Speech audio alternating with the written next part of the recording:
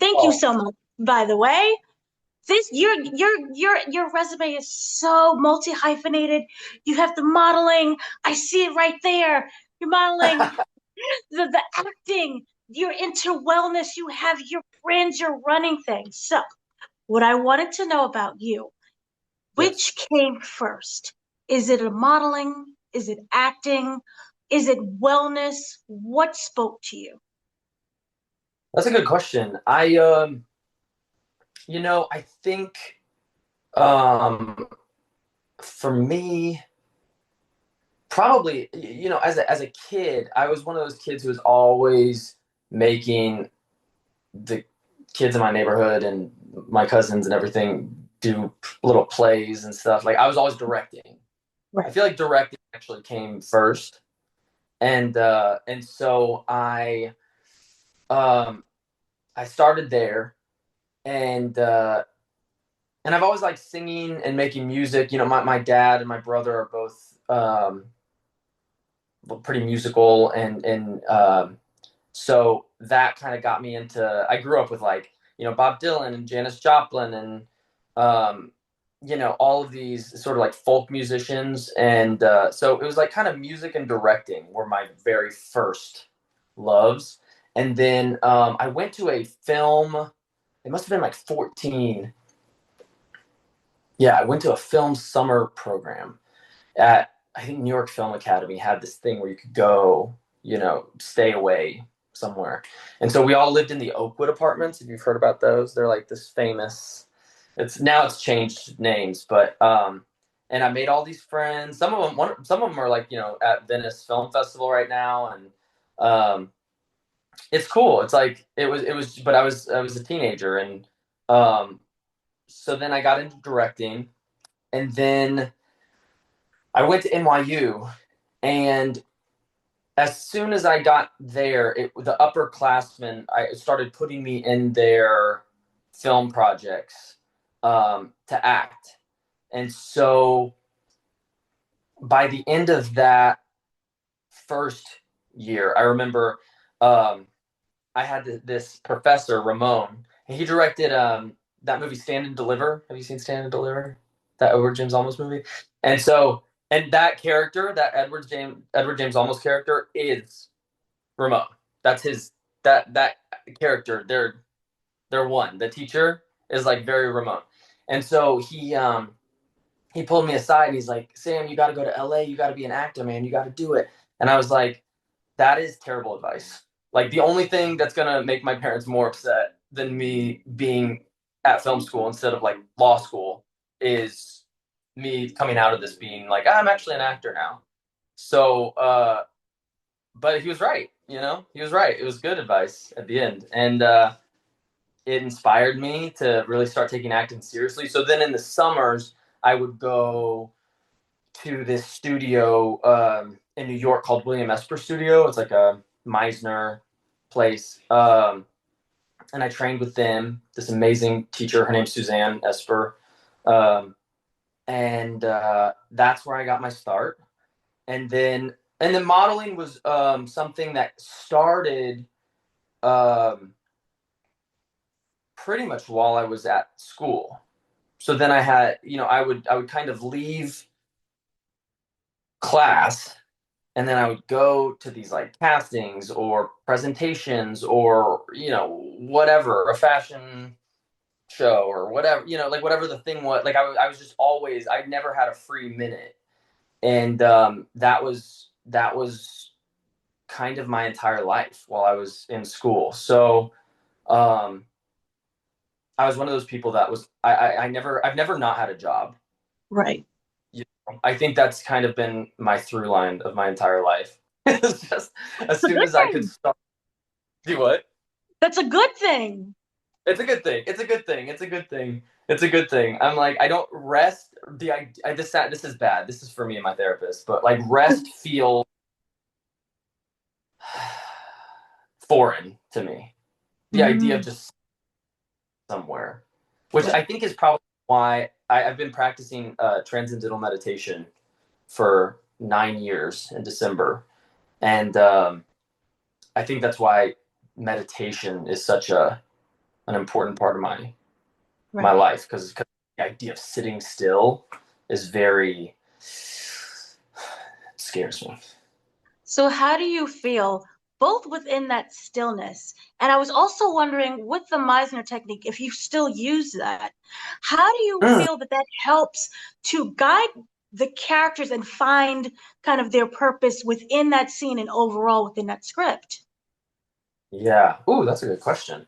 Um, Meditation, I will say to answer the first part, Mhm, meditation, it's because the transcendental meditation is 20 minutes twice a day. mhm. So at first, when I first started, I was like, what the hell? Like, who's gonna be who's got that kind of time? Like whatever. It didn't make sense to me. But then once I started practicing, suddenly now those two pockets of the day, once when I wake up, once in the afternoon, um, are so important for my brain function and my life function. I just feel like it allows me more hours in the day because I think Tom Hanks said this, where it's like I could be misquoting him, but it was something along the lines of like between 3 and 6 p.m. used to be his like lull, where you don't come to him for anything between those hours because he was just out of commission. And now because he practices meditation, those are some of his most productive hours. And I feel like that has been true for my experience at least, where it's like that lull, that 3 p.m. dip, just becomes so much more effective. And so when I'm on set, I have to, everybody, whenever I work anywhere, whether it's a modeling job, acting job, whatever, everyone knows that like my lunch break is I eat really quick and then I just meditate. I get my 20 minutes in. Um, and it helps. It really helps me with memorizing. It helps me with being present with my scene partner. It's really beneficial to my craft. Um, and then to answer your other question, I do. Okay, so acting for me. Are you an actor? Okay, I so am you a get it. former actor. I was trained in it since I was like 11. So I'm aware of God. everything. Okay. What type of They training had did us you do the do? Meisner technique. I was over at Professional Performing Arts School. So we did the Meisner technique. We studied all different kinds of forms of meditation in order to get in the Uh, character, seeing oh, growth. So yeah, I'm so aware. you get do I you get get the it. knock on the door? The knock Yeah. on the door where people are like screaming at each other. They like listen and repeat each other. Yes, also did the zip zap zoop. Yes. Yeah. What does it have to do? Oh my gosh. Yeah, crazy. So I so that was like really my first time learning how to act and the importance of having craft. But then, the way that I've viewed my career now is every character kind of requires something a little different. Mhm. As I try, I'm like, oh, okay. Like I did this film called Object of Desire, and my character does some pretty awful stuff. He's supposed to be charming and all this stuff, but then he kind of, as you get to know more about him, he's pretty dark. And Mhm. I I we would do rehearsals. I was working with this amazing director. Her name's Naomi, and we we would do these rehearsals, and I just wasn't the guy in terms of who I as a person. And maybe I could be perceived if I behave a certain way as that, but it wasn't one of those you know apples to apples kind of character matchups.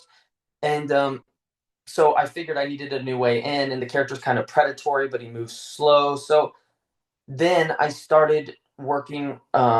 I started doing animal work.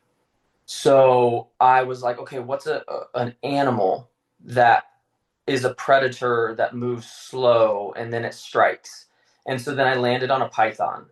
like this sort of like slow winding thing, and you know, you start really big, and basically I'm like rolling around and slithering on the ground, and then it gets more and more dialed in, you know. And so then it was like every time I lit a cigarette and the smoke would kind of wrap around her, I was just always reminded that like that was the purpose. And it was interesting because then, this is before, the director and I have since become good friends, but before we really knew each other, I asked her if, I was like, I'm getting biblical imagery, like sort of like Eve in the Garden of Eden and the snake sort of like at her feet, like moving up. And turns out we were both raised Catholic, and she went to Catholic school. And I was like, yeah, it feels like there's something about that. So for that character, the imagery of a predatory animal and kind of dialing that in was really what I think um, made that film so successful for me. For me, I mean, there was a lot of other actors in it that did really well too, but I was proud of that work. And no Meisner, Okay. maybe a little bit, you know, the day to day, but I definitely leaned heavy in the animal work. Right. Um, and then yeah, I don't know. You know, the last thing I'll say about it is like I kind of think, you know, if you're a visual artist, you're like, okay, maybe this year I want to work with pastels, or I want to work with like oil paints, or you know, I feel like that's the cool thing is with acting, you can always kind of mix up your media. Right. I want to do charcoals, I want to do, you know, whatever. And so um that has kept acting so exciting because I'm never expert level. I never know exactly if I'm going to do it right. And so that kind of keeps it electrified in my Right. experience. I understand completely. So you've done Shameless, you've done American Women, you've done shorts, you've done future projects that we Yeah. have to talk about if we can. Yeah. What I wanted to know is, as an actor, how do you choose the characters and the roles that speak to you? Or is it the ones that don't speak to you that can surprise you the most? Mm, yeah. Yeah. That's a good question. You know,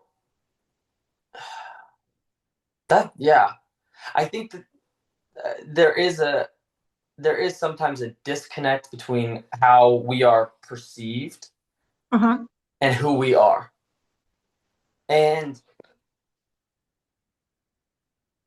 for me, how I am perceived is still a part of me, even though that's not how I identify. And so that's been a big lesson for me in being an actor. You know, like I do a lot of the auditions and stuff are, you know, like these cowboy type like wrangler people, right? You know, like because I grew up on a farm, I grew up riding horses, and so I think part of me is always going to be a little bit like that, even though in my day to day life, I'm kind of just like this laid back artist kind of musician. And then tapping into like, oh, that's how someone else perceives me. So I have to also acknowledge that that person enters the room as well, even though that's not who I maybe see in the mirror every day when I go home. So that did not answer your question though.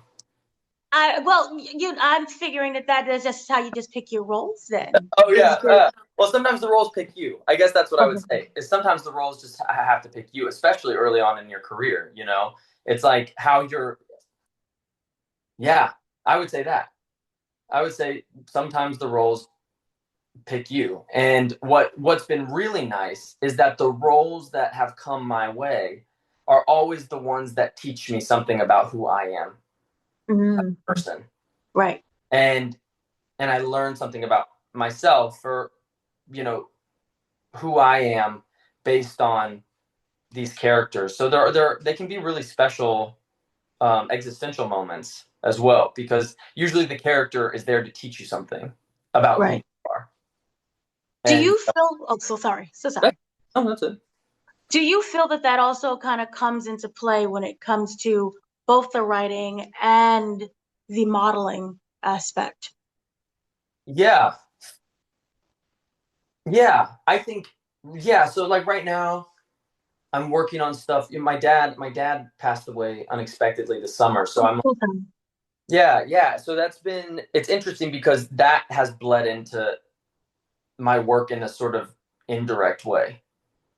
I'm working on I'm kind of writing a novel that I think I want to turn into other projects. I'm writing a play, things that I've never done before, but they're kind of processing, my dad being in the ICU, and there's a lot of like body horror elements to that experience, and Mhm.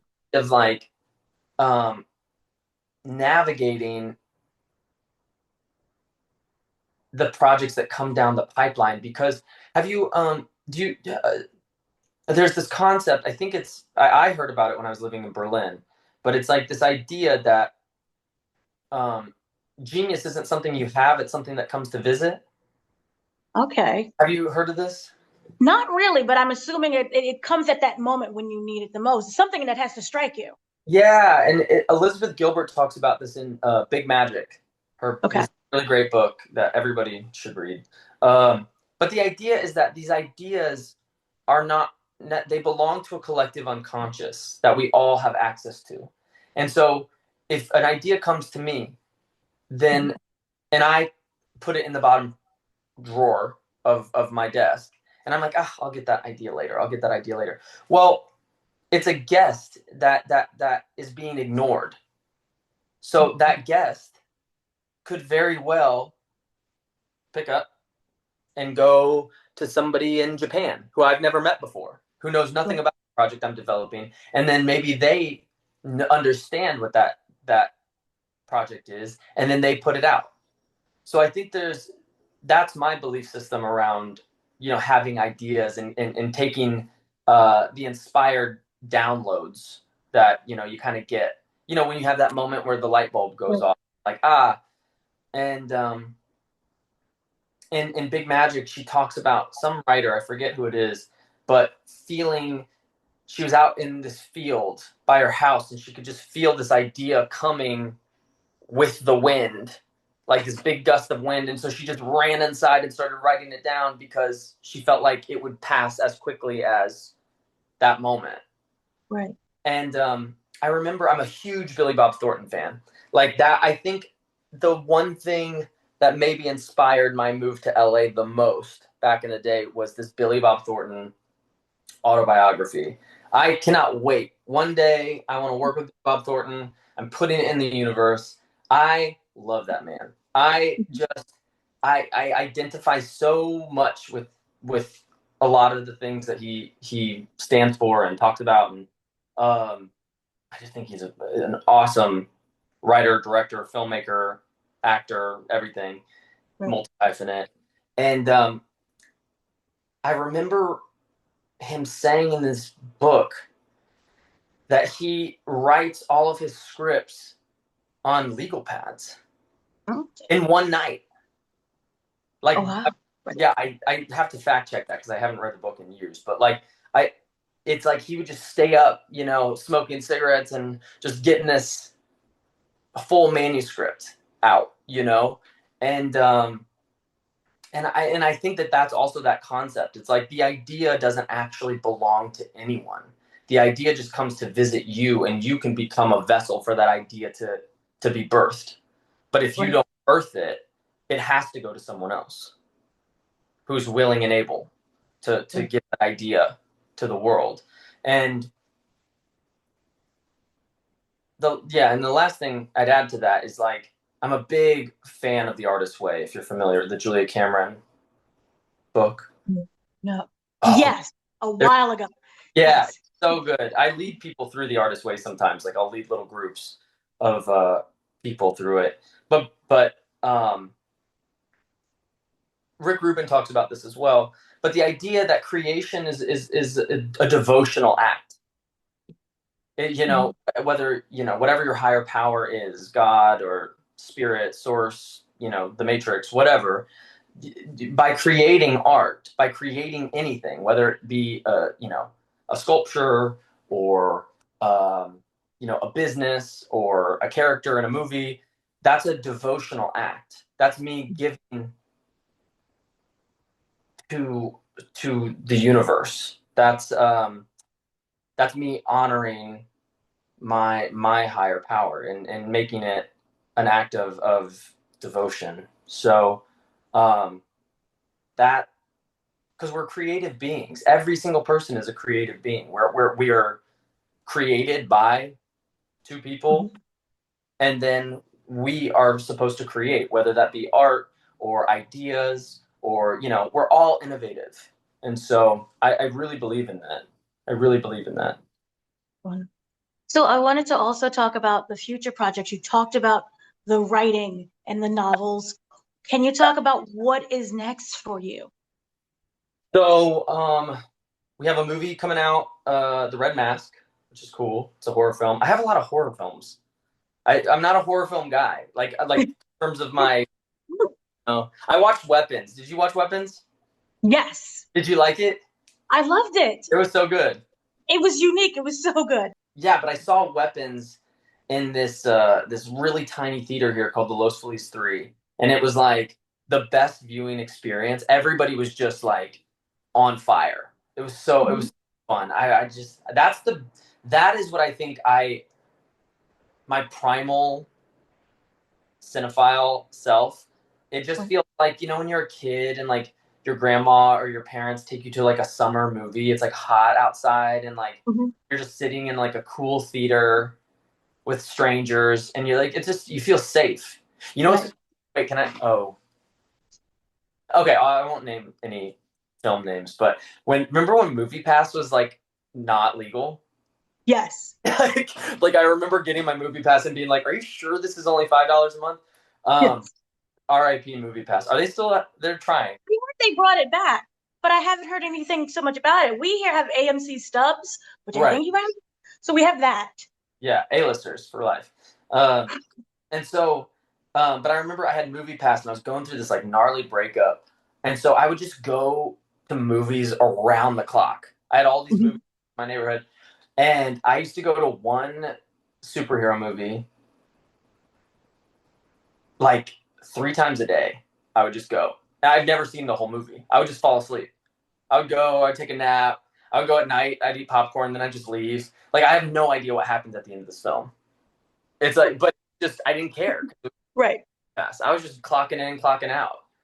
And yeah, I loved Movie Pass. I love movie theaters. I think that's my thing. I just love a nice, cool, dark room to watch movies with people. That Uh, sounds so projects coming up. Red Mask, yes. very cool. Um, it's an indie horror film about a group of filmmakers who are rebooting um, a movie from a slasher film from the 80s. And so it's like the movie within the movie. Kind of like Very. Stab is in Scream. It's kind of Hmm. that vibe. It's really cool.